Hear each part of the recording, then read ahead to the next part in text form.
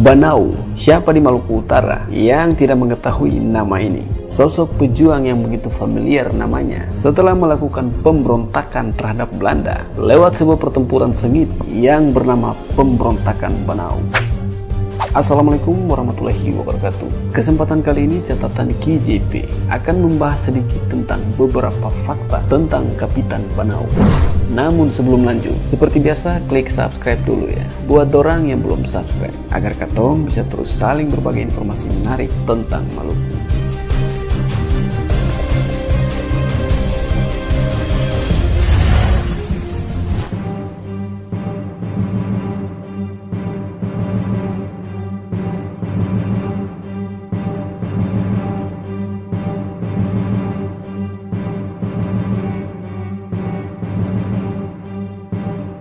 Prang Jailolo atau lebih akrab disebut masyarakat lokal dengan nama Prang Tuada Setudowongi ini atau dalam bahasa daerah disebut dengan Rogulamo Jailolo mengandung nilai-nilai perjuangan serta refleksi sejarah akan jiwa patriotisme pribumi Maluku Utara terhadap bentuk penindasan penjajahan Belanda atas hak-hak dan nilai-nilai secara kemanusiaan masyarakat asli Maluku Utara.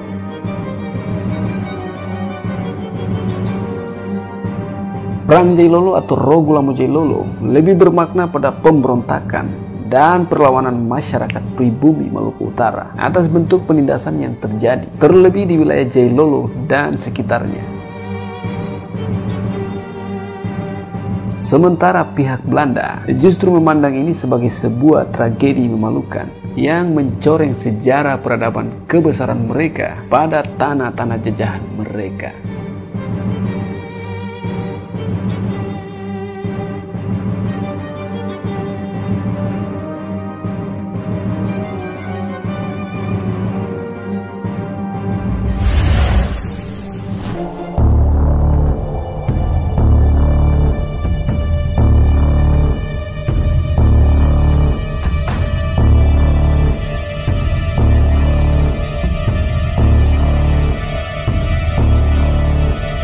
Banau terlahir dengan nama Baba, seorang pemuda asal desa Tuada yang menjadi sosok sentral dalam memicu terjadinya Prang Jailolo.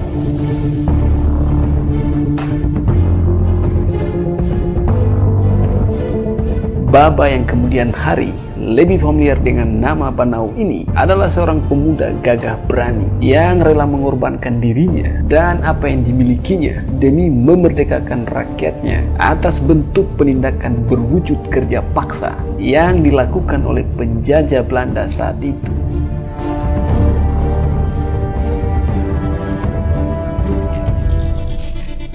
Nama Banau sendiri merupakan julukan yang diberikan kepada Baba kala itu yang dipandang sangat gagah berani dengan kejantanan dan keperkasaannya dalam melakukan berbagai macam strategi untuk melawan kompeni Belanda.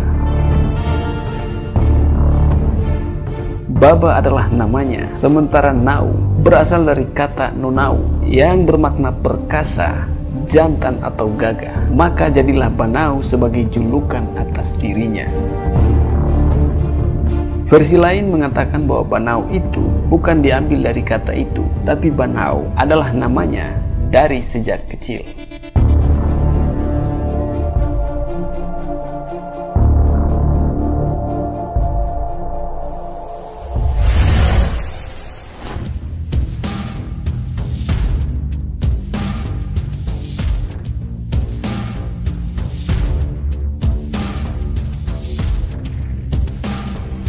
Banau di mata penjajah adalah sosok yang paling bertanggung jawab atas gagalnya upaya ekspansi serta kolonialisme Belanda yang gagal kala itu di Jailolo. Oleh karena itu, Belanda sangat kerepotan menghadapi perlawanan Banau, baik melalui perang langsung maupun kemampuan strategi.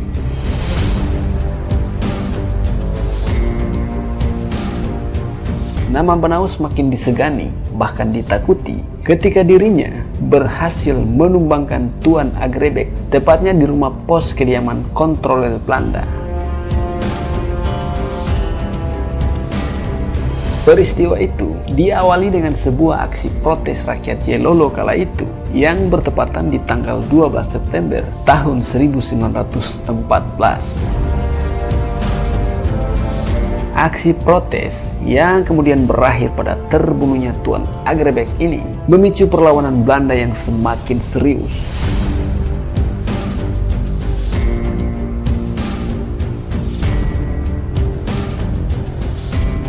Akibat dari terbunuhnya Tuan Agrebek di Jailolo dan beberapa anak buahnya yang berhasil lolos ke Ternate telah membawa berita tentang berita buruk ini kepada para Belanda yang ada di Ternate.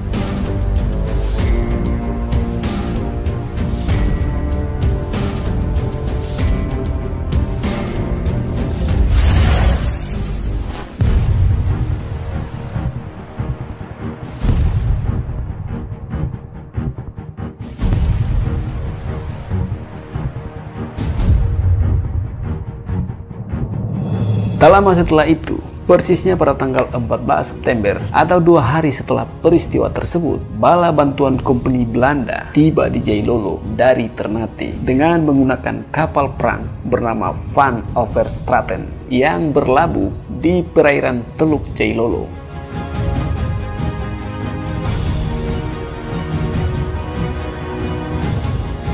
Pasukan yang dipimpin oleh Letnan Overilling ini, karena tidak bisa merapat ke pelabuhan Jailolo, pasukan digiring untuk mendarat dengan menggunakan skoci kecil. Namun keadaan seperti ini sama sekali tidak membuat Banau dan bala tentaranya gentar sedikit pun.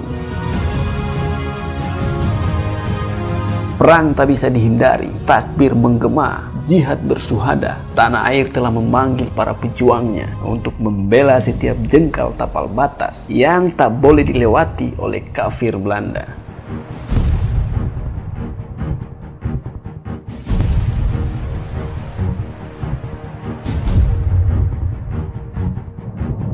Belanda disergap oleh pasukan Banau. Overilling dibunuh, sementara rekannya Wall mengalami luka.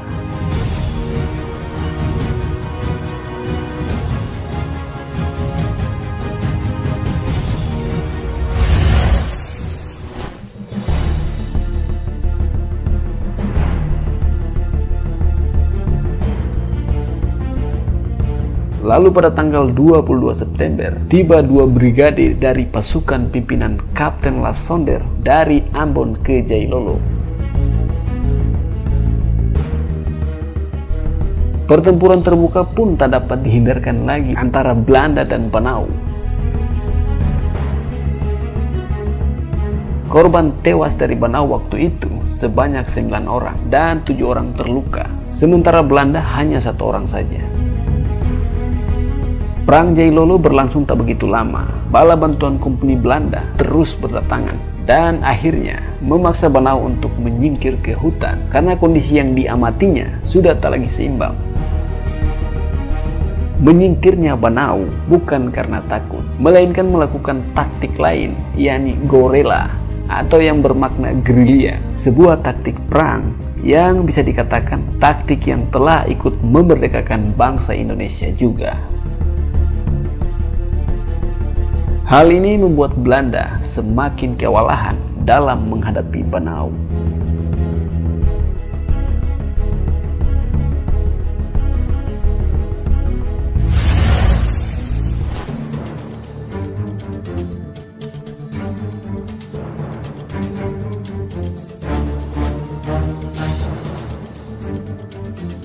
Upaya menghentikan Banau terus dilakukan Belanda dengan berbagai cara. Sementara Banau tak kunjung juga didapati batang hidungnya. Sang kapita telah menghilang dan bersembunyi di belantara hutan Jailolo, dan tak ada 1 orang pun yang tahu akan dirinya. Tapi yang menarik dari itu semua, meskipun Banau berada di hutan, ia masih tetap mampu melakukan kontrol dan perintah terhadap anak buahnya yang berada di dalam kampung. Korban terus berjatuhan atas Banau tak kunjung didapatkan. Bahkan Belanda telah melepas banyak mata-matanya ke seluruh seantero tanah Jailolo, bahkan sampai ke wilayah Sahu, Ibu dan sekitarnya. Mereka harus mendapatkan Banau dalam keadaan hidup ataupun mati. Hal tersebut berlangsung beberapa lama. Setelah dalam kurun waktu beberapa saat, sang Kapita Banau akhirnya memilih keluar. Tapi bukan untuk Belanda. Banau memilih menyeberang dari Jailolo ke Ternate. Baginya, ia lebih baik menyerah pada Jou Kolano Sultan Ternate yang kala itu adalah Sultan Usman Shah daripada menyerah kepada Belanda.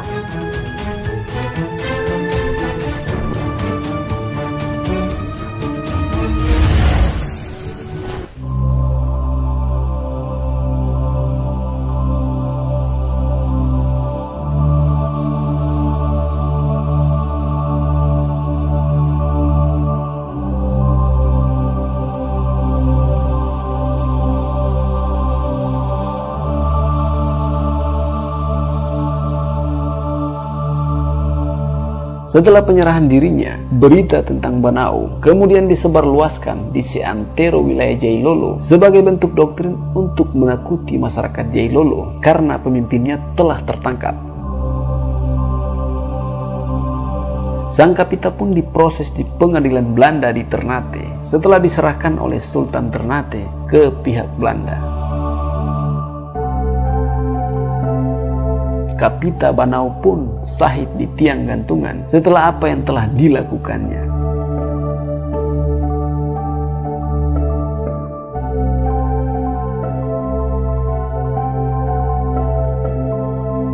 Namun lokasi tentang tiang gantungannya ini dibagi atas dua versi. Yang satu mengatakan Kapita Banau digantung di Ternate, yakni tepatnya di Jembatan Residen.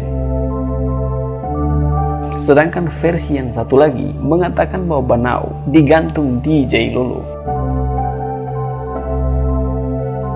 Dan sampai saat ini, bagi masyarakat Maluku Utara, sosok Banau mungkin saja telah sahid beberapa puluh tahun lalu. Tapi semangat patriotisme serta cinta tanah air dari diri seorang Banau tak pernah mati.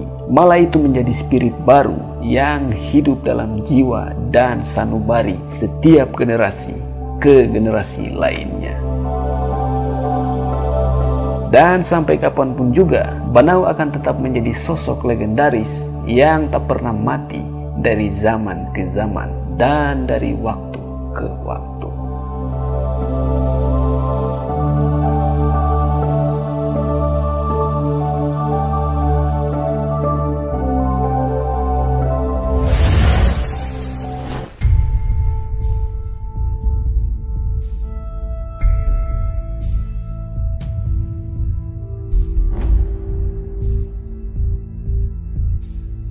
Itulah sedikit pembahasan tentang beberapa fakta tentang Kapitan Banau. Lebih dan kurangnya mohon maaf ya, dan semoga tayangan ini bisa bermanfaat. Akhir kata, wassalamualaikum warahmatullahi wabarakatuh. Mari moi ngoni futuru, Maluku satu darah. Sampai jumpa.